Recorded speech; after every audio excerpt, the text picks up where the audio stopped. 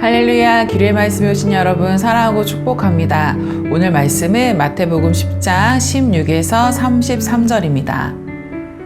보아라, 내가 너희를 내보내는 것이 마치 양을 이리떼 가운데로 보내는 것과 같다.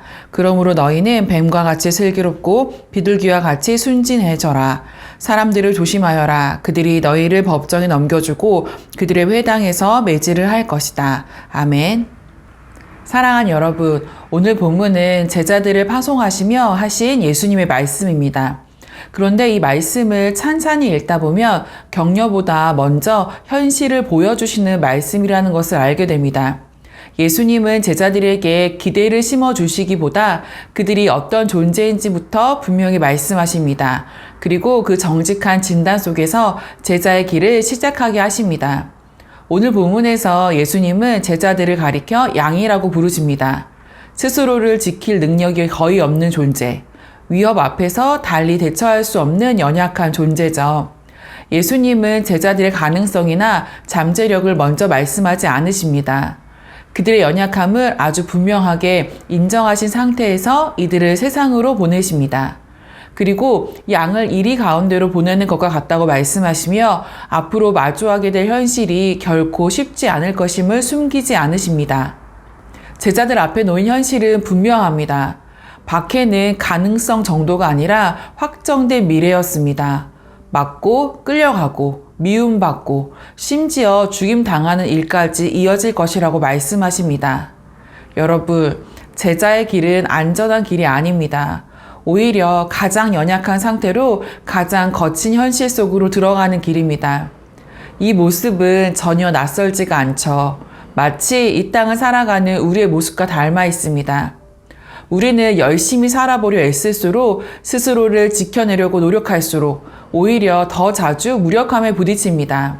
충분히 준비했다고 생각했는데도 넘어지고 괜찮을 거라 여겼던 자리에서 상처를 입습니다. 세상은 나를 응원하고 돕기보다는 나를 평가하고 밀어내고 때로는 넘어뜨리려는 힘들로 가득해 보입니다. 예수님이 말씀하신 그 현실이 오늘 우리의 삶과 크게 다르지 않습니다. 그런데 예수님은 이 현실을 설명하시면서 아주 중요한 말씀을 함께 하십니다. 너희가 박해를 받는 이유는 내가 너희를 외면했기 때문이 아니라 너희가 내 제자이기 때문이다. 제자의 삶이 힘든 이유는 하나님께로부터 멀어졌기 때문이 아니라 오히려 예수님께 가까이 서 있기 때문입니다.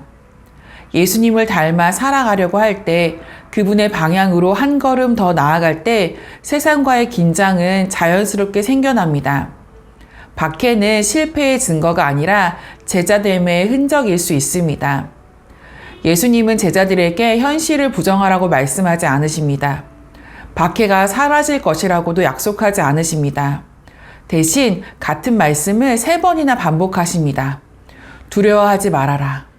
이 말씀은 무섭지 않을 것이다 라는 뜻이 아닙니다. 예수님은 두려움 자체를 부정하지 않으십니다.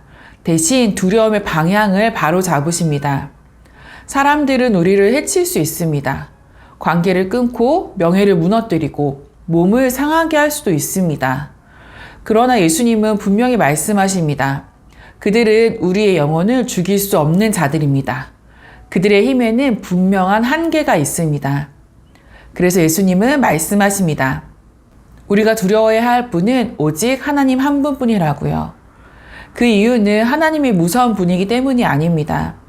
하나님을 두려워하라는 말씀은 우리의 삶의 기준이 어디에 놓여 있어야 하는지를 다시 세워주시는 말씀입니다. 제자의 삶은 세상의 평가를 기준으로 움직이지 않습니다. 우리를 박해하는 사람들의 시선이 아니라 하나님 앞에 서 있는 삶입니다. 그 하나님은 어떤 분이신가요? 예수님은 갑자기 참새 이야기를 꺼내십니다. 값없이 여겨지는 작은 생명 하나도 하나님 허락 없이는 땅에 떨어지지 않는다고 하십니다. 그리고 곧바로 말씀하십니다. 우리의 머리털까지도 다 세고 계시는 분이 하나님이시라고요. 하나님을 두려워하라는 말씀은 그분이 냉혹한 심판자라는 뜻이 아닙니다. 오히려 우리를 가장 깊이 알고 계시고 가장 세밀하게 돌보시는 아버지라는 고백입니다. 사랑하는 여러분, 우리는 양입니다. 여전히 연약하고 여전히 쉽게 흔들립니다. 그러나 우리는 이리 가운데 버림받듯 던져진 존재가 아닙니다. 하나님께서 알고 보내신 존재입니다. 그리고 그 길 위에서 하나님은 우리를 놓치지 않으십니다. 사람 앞에서의 평가가 우리를 규정하지 않습니다. 하늘 아버지 앞에서의 인정이 우리의 정체성입니다. 우리는 두려움 없이 사는 사람이 아니라 무엇을 두려워하며 살아야 하는지를 아는 사람으로 부름받았음을 기억하십시오.